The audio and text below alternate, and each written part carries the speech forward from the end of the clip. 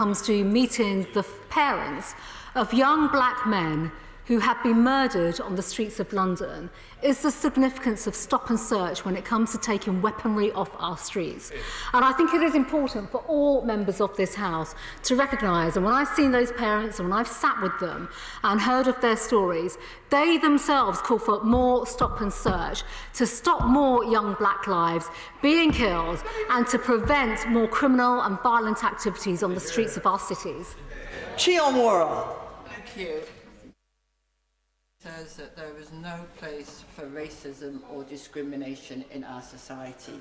But there is. It is everywhere. It is crushing the hopes and lives of millions in this country. I condemn the violence and the vandalism, but the vast majority of the protests were peaceful, and I want to hear from the Home Secretary what she's actually going to do to eradicate the racism she condemns so that we do not need to have more protests in 5, 10 and 15 years.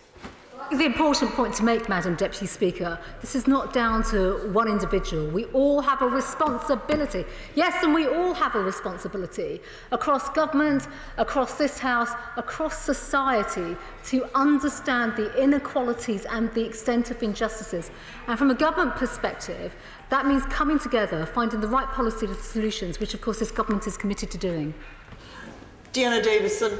Thank you, Madam Deputy Speaker. Will my right honourable friend join me in thanking County Durham residents for maintaining both peace and social distancing at the protests in Durham this weekend? Yeah. And will she also join me in calling for all of those who acted lawlessly and violently against our police to face the full weight of the law as quickly as possible? That's absolutely right, and I'd like to congratulate her constabulary for the work that they have done, and the Chief Constable who I have spoken to recently.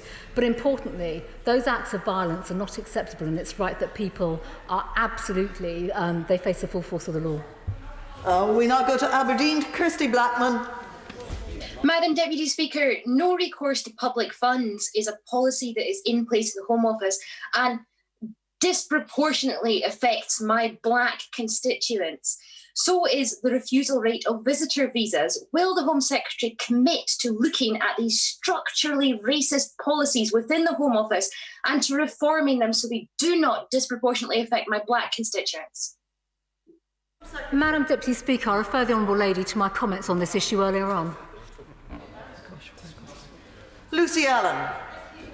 Speaker, my right honourable friend has offered her full support to our police in tackling violence, vandalism and disorderly behaviour. Will she encourage the Mayor of London to follow her lead?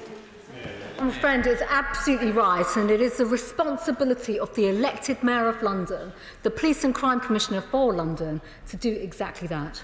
We're a Hob House. Thank you.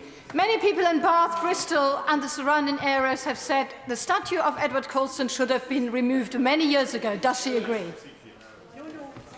So the question is, why wasn't it, and why did the Labour Mayor not do that sooner? James Sunderland. Madam Deputy Speaker, will the Home Secretary join with me in paying tribute to the fortitude, professionalism and patience of our police forces in the face of yet more unnecessary aggression and violence? Our police officers and our police forces have shown great courage over and throughout the weekend and during these protests, and I absolutely stand with them and support them as they have faced a criminal minority with the dreadful approach that they have taken and shown.